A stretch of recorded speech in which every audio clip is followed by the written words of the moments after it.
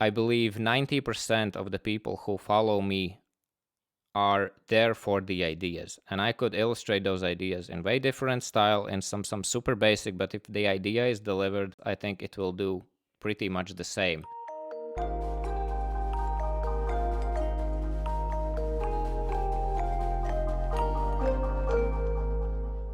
Janis Ozolins has been creating visuals on the internet for about 1.5 years and is now a full-time creator.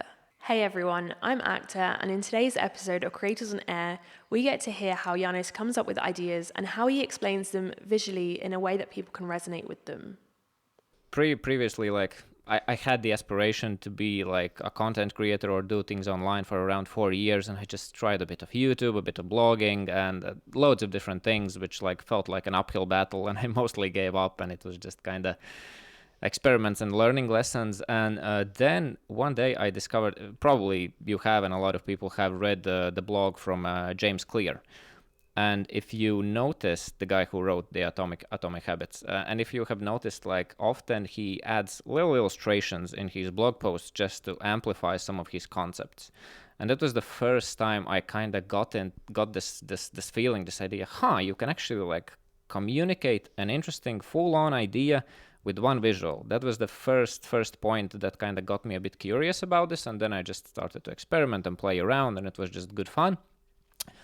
After a couple of months, I think I discovered Jack Butcher, which probably some people know as well. And he was kind of the guy who proved me, just by doing his work, he proved me that there is market for this. Like this can be a full-on thing, not like just a complimentary visuals in a blog post, something that you do on a side, but this can be a full-on your main thing. So yeah, he kind of gave me this belief that, okay, there is a market behind this. I just need to continue to push and try to improve, and it should work out. So yeah, I kind of just continued after that, and then I discovered work by Liz and Molly, which are like amazing artists online. They mostly create visuals around feelings at work, and they kind of gave me this nudge, this interesting feeling, because mostly like all the visuals was around like very value based. This is how you do this, and this is how growth works, and this is how leverage work. Everything is like very value based, very advice based. And what Liz and Molly did, they do a lot of this thing which I read a lot in like reading parenting books, that you need to acknowledge kids' feelings in order for them to listen to you. And that was something that Liz and Molly did a lot. They did a lot of this feeling acknowledgement, which is I call, which just people see that visual and they make, oh yeah, that's me, oh man, I struggle with that as well, and you get these feelings from those visuals.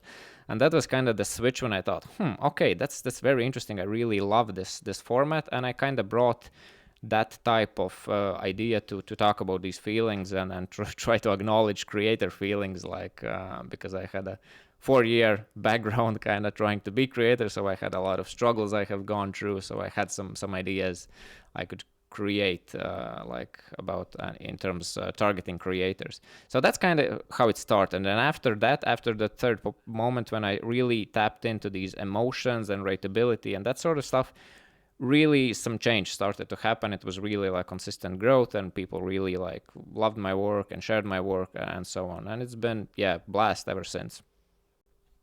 That's amazing. And what I love about your work and Liz and Molly's and even Jack Butcher's is it's mostly about the idea itself as opposed to the visual.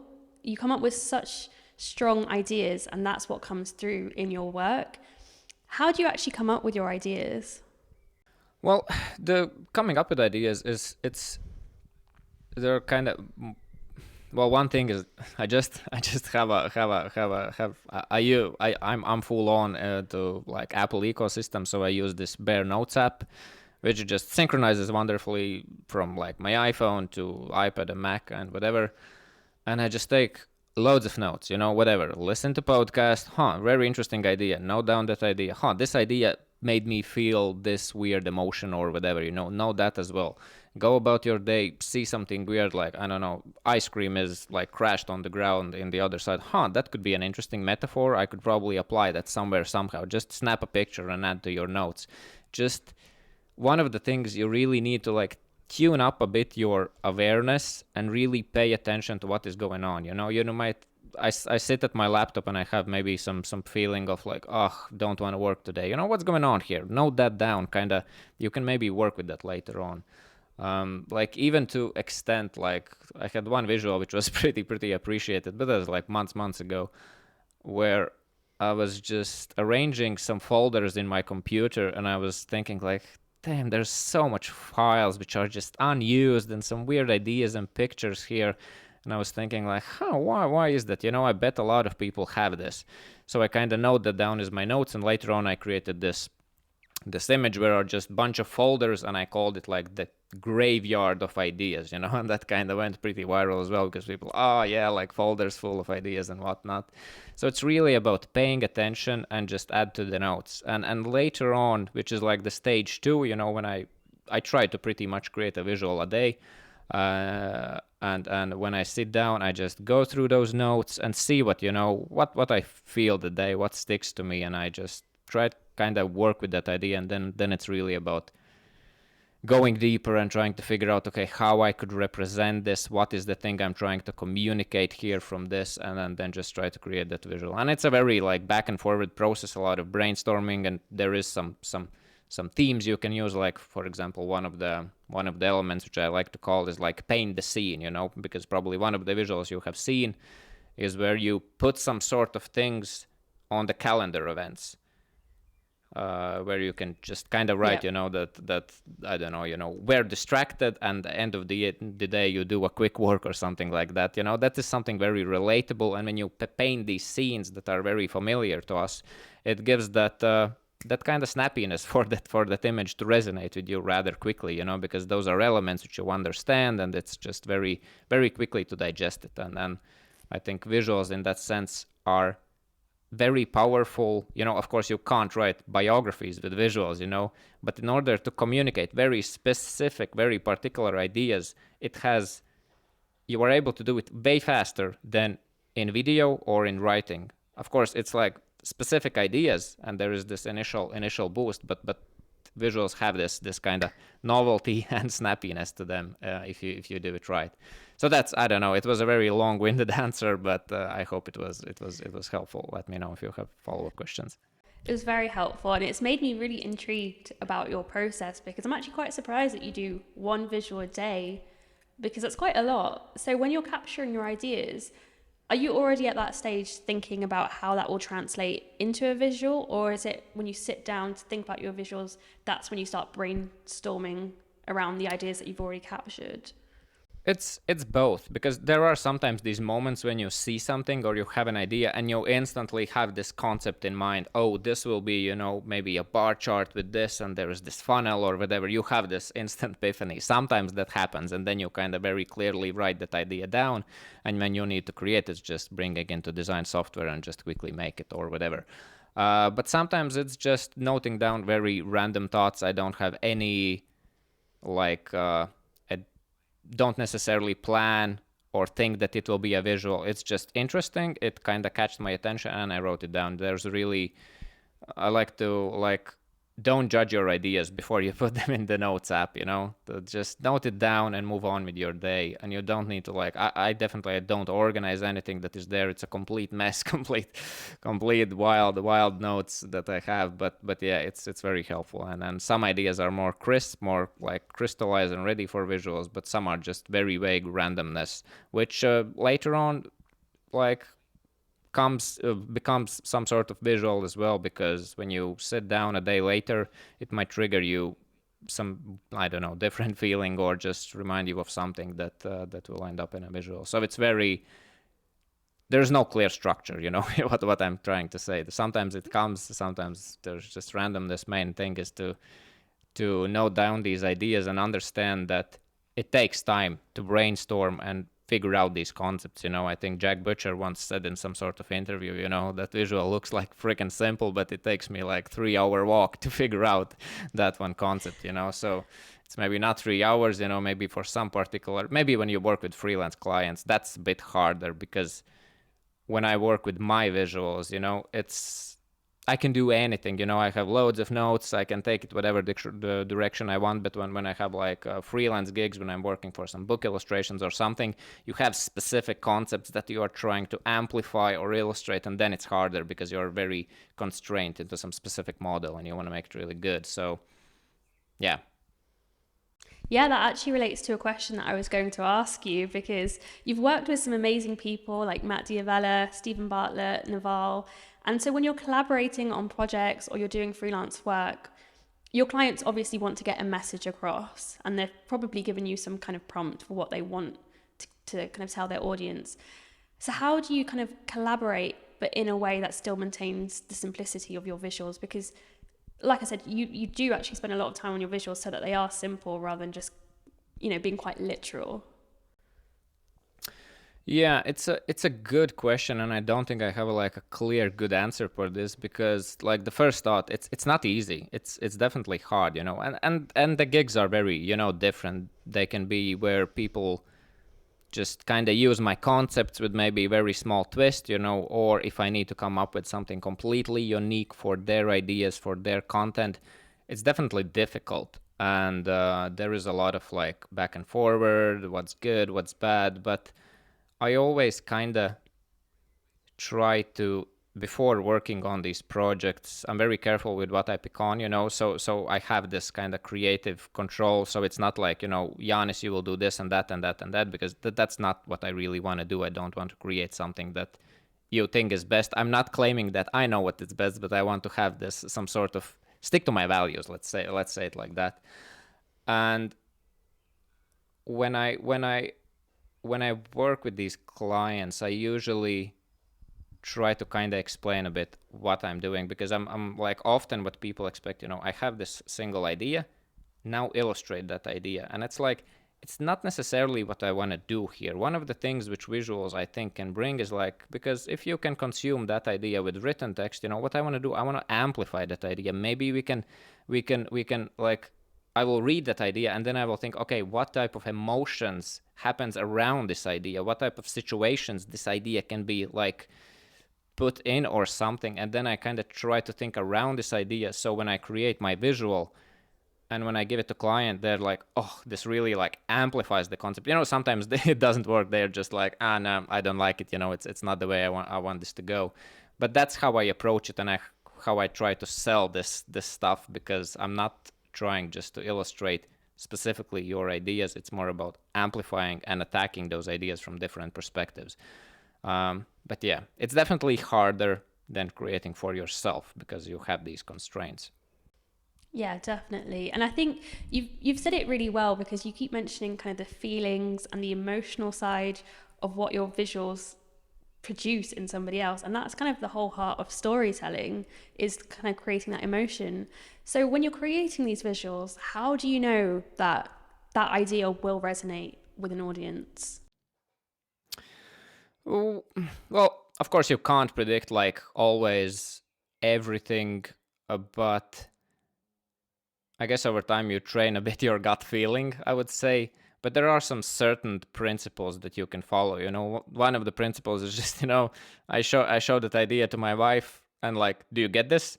And if I get like instant yes, okay, that's one checkbox done, because it clearly, I might bounce that with two more friends. If they instantly get it, okay, it's at least the snappiness part is done. If I see people go like, huh, and start to do like things like that, and are not really understanding it, I know I need to do some work. So if I would probably say there are two core things which I try to aim when I make my visuals, and always try to do them. Which is, one of them is like being very clear. What are you trying to say? Being very clear about what type of emotion are you trying to evoke, what type of idea are you communicating. Often when you try to communicate too much in one visual, it will like reduce the clarity, because I really like this line. There is a guy, a big marketing guy. I think his name is Donald Miller, and he have this quote, not quote, but his idea is that when you create ads for companies, what you need to imagine is that people, when they read your ad, they are kind of burning calories while they are doing. And what you wanna get your point across like as fast as possible, so they burn the least amount of calories while they do it. And I really like this idea. That's something I always try to keep in mind. So one thing is just speed, and the second thing is clarity, and that clarity can work in various different formats, but it's usually you might try to communicate too much, and then you need to like break it down into more simplicity, or just you are being maybe oft like common thing which happens. I'm trying to be too clever, being just like you are really in the zone and you're doing your thing, and then you just come across too clever because I don't know, you have thought about that idea too much. So it's very important to use like simple words and very understandable phrases. So yeah, that's a like ramble on this, but those are two key elements I try always to aim. If you fail at clarity, then it's bad. If you fail at speed, speed is not always essential, because there are examples, for example, like wait but why, which probably most people know, and he often have these very elaborate and complicated messages, but most people tune in because they are very interesting ideas. So the speed is like, that's kind of my style, my thing, but clarity is very important as well. And then I would say speed is very important, especially if you're a young newbie creator and your credibility is quite low. Like if you want to stand out, if you want to get engagement and so on, and if you want people to pay attention, you need to be like super fast with your ideas, because then like whatever, even if you have low credibility, people will pay attention because you can deliver something, them wasting like 2 seconds from their day. So it's fine. Yeah, that's very true. And I think those are two really good aspects to focus on. Moving on from the idea aspect into your actual process when you're creating, how long does it take you to create a visual versus coming up with the idea for it? What's kind of your ratio? I guess it's very, I would say an average about an hour, to think about the idea, to illustrate it and so on.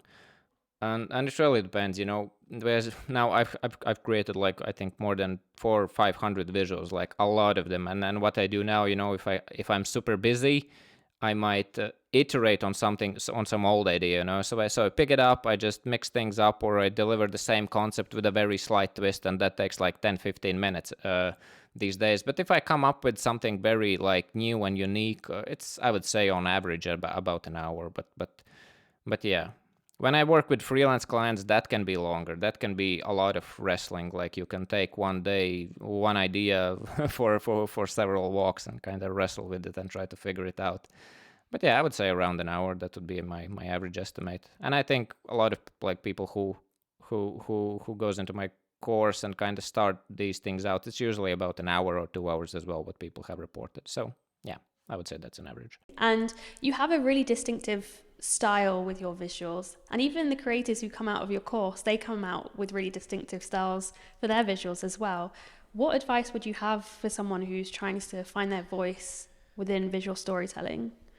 Yeah, I think it's a very important question, especially for new aspiring creators who would like to do something like this. I think most people really obsess about this. They go crazy, and often they think it's the most important thing, and they don't do anything because they just feel like, oh, I can't come up with my own style or whatever. And one thing is like, I believe 90% of the people who follow me are there for the ideas, and I could illustrate those ideas in way different style, in some super basic, but if the idea is delivered, clarity, speed, if I check those two checkboxes, I think it will do pretty much the same. So I always try to emphasize like, focus on the ideas, deliver the ideas fast, effectively, and be clear. That's the main thing you need to think about. And you don't need some crazy ass style to communicate those ideas. Start simple, even if you're a non-designer, like there are loads of tutorials. Grab free tool like Figma, go watch a tutorial. In 30 minutes you'll be up to speed to use pen tool or whatever, and you'll be able to create something. Don't use this excuse, I'm not a designer or whatever. Start there. And what I usually like, in the end, how you figure out your own style, there are several things you can go, okay, do I want to go, vector graphic or raster graphic? What's the pros of this? What's the pros of that? Then you kind of try to figure out that, and there are certain things we can talk about, but I don't want to go into like super deep details. And I think one thing is to very like observe a lot of your like inspirations, see, okay, I really like this thing, what they do. I like then this thing, okay, I like these colors, I like, how this person uses that, and just try to mix something up together, which ends up like to something which is something unique to so and yeah, another point which I want to mention here, which how I filtered kind of my style, is that you need to think about your values and what's really important to you. So for example, for my style, it's very, nothing is straight, nothing is perfect, like Jack Butcher have everything, all the lines are perfect, like everything is perfect, all it's like straight lines, squares, and so on. My style is different, that it's like squiggly lines, font is like very hand drawn and whatnot.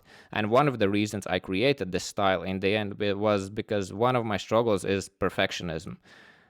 And I thought, if I'm trying to make something like, Jack Butcher, or which is something very pitch perfect, then it's, for perfectionist, it's very hard to publish this work, because the style in general is, quotes unquote, perfect in some sense.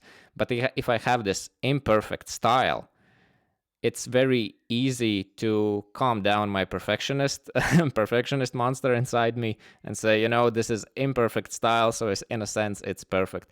And that's like one of my hacks, how I started early on, kind of to publish this. And then I kind of mixed as well a lot of like my inspirations early on. Like at the beginning, I used characters, which I took like kind of from Tim Urban. I had this character perfectionist monster, which I'm not using right now.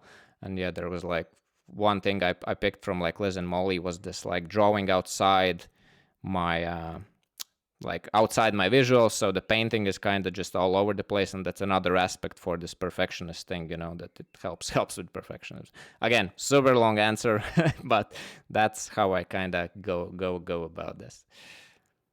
No, it's fine. I like the long answers, and I think people listening will really be interested to know how you've developed your style. So that's really good. And you have your course as well. Tell me about your course. What is it that you want to achieve with your course? What are you trying to teach your students?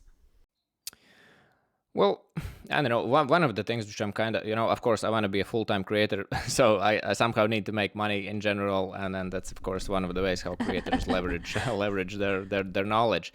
And I always had the desire to create a course, but actually the reason, because it's running from, I think, end of December last year, and the reason why I made it so fast was just a lot of people were asking me, okay, a lot of meaning like 10, 15 maybe requests there was, but Janis, can you teach this to me? Can you teach this? And that was like kind of trigger. Okay, people are asking, this is, if you read all the marketing books or product books, that is when you make your products, when people are just asking you and begging for it.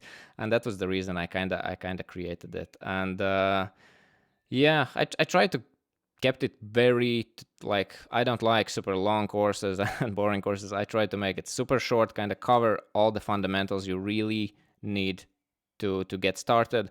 And one thing which I added to the course as well was a community where I share feedback actually to people, because I think one of the kind of minuses for self-paced courses is the lack of feedback. You kind of get your content, okay, you binge the content, you kind of understand, but it's still very hard to get going. And kind of the community in that sense was how I tried to solve that. So when people actually start, I'm able to give them as well like Loom feedbacks and just take it from there. And it's been a blast. Like, a lot of people are completely crushing it online, and it's been good. Your course is definitely one of the courses that I want to be doing, so you'll see me as a student on that soon. I'm going to move on to a rapid fire round, so I'm just going to ask you some questions, and you just have to answer the first thing that comes to your mind. Don't have to overthink it. Okay, sounds fun. Okay, great. What's the best thing about being a creator? Freedom. Nice. And what's your favorite productivity tool? Productivity tool. Oh my god. I wanted to say like almost like nothing, because like if I can elaborate on this question, I was obsessed about like various productivity tools, systems, GTD this, GTD that, and now I have only my to-do list. I don't not to-do list, but I have only my notes app. I don't even have a to-do list. It's like notes app and calendar, and I'm completely free bird and following my gut feeling and just trying to get up to the appointments in time. Not best practice, but yeah, I feel very happy by following this. No, I think that's good. I like how you really value simplicity because I do too. What gives you the most inspiration? Everything. There's I can't point to a specific thing. It's like, yeah, other creators, just everything. Family, whatnot, like, I don't know. Everything's an inspiration if you try to look for it. I like that perspective. What's one thing that helps with a creator work-life balance? I would say family and kids, because they just they just force you not to work all the time. Because if I don't know, if I can imagine if I would not have kids and if I would be alone, I would be freaking working all the time. So so starting a family could be pretty good. Well, it's, I want to be very careful with answer here, but it's definitely the case. It's definitely my case, because yeah, family kind of just forces you not to work all the time, because it's very easy to work all the time if you love what you do. I love that. What a unique answer. And what's one piece of advice that you would give to other creators? I would say, like, I would really share I think one of my most used quotes, which I use like in my own life, which comes from Brendan Burchard. He's like a Tony Robbins type of guy, very motivational, and then like walks his talk. And one of his quotes, which he says a lot, is believe in your abilities to figure things out. And what I really love about this is that you kind of don't lie to yourself. You know, you might say, oh, I'm not a designer, I'm not a creator, I'm not a YouTuber. And that might be true, you know, but what you really need to believe is that believe in your abilities to figure that out, because I'm sure there are things in your life which you have figured out that you haven't before. And kind of, if you really adapt this mindset, this quote, I think it's very powerful. You just keep going, believe in your abilities to figure things out, iterate, continue, and you'll come out the other side sooner or later. I hope so. Amazing quote. Yeah. Thank you so much for sharing that with us. This has honestly been such an amazing conversation. Thank you so much for giving me a behind the scenes look into your visual storytelling and for inspiring us with your visuals. I really appreciate having you on. Yeah, it was very cool to be here. And I think one thing, if I can mention, I think a lot of this conversation was around visuals. And if somebody is curious about this, I'm like almost done with my like 5-day email course on visuals, which basically will explain quite a lot of my process and give you kind of a step-by-step guide and prove you that you don't need to be a designer to do this. So if you're curious to that, you just find my links and I'm sure you will be able to dig it up, and it could be very helpful. You'll definitely like it. Don't need my course. You don't need any course to do this. I was able to figure this on my own. Jack Butcher was able to figure this out on his own. So you can do that too. But that might be something very, very helpful for people. It was kind of the intent to make that, because there are some people who can't afford it or whatever. So check it out. It should be good and very helpful if you're into this type of stuff. Amazing. I'm sure that will be filled with so much value. So I think I will be subscribing to that as well. Thank you so much. Thank you. It's incredible that a powerful idea can be shared through a simple visual, and this is what Janis does so well. You can find Janis on Twitter and Instagram, and check out his website if you're interested in learning more about visual storytelling.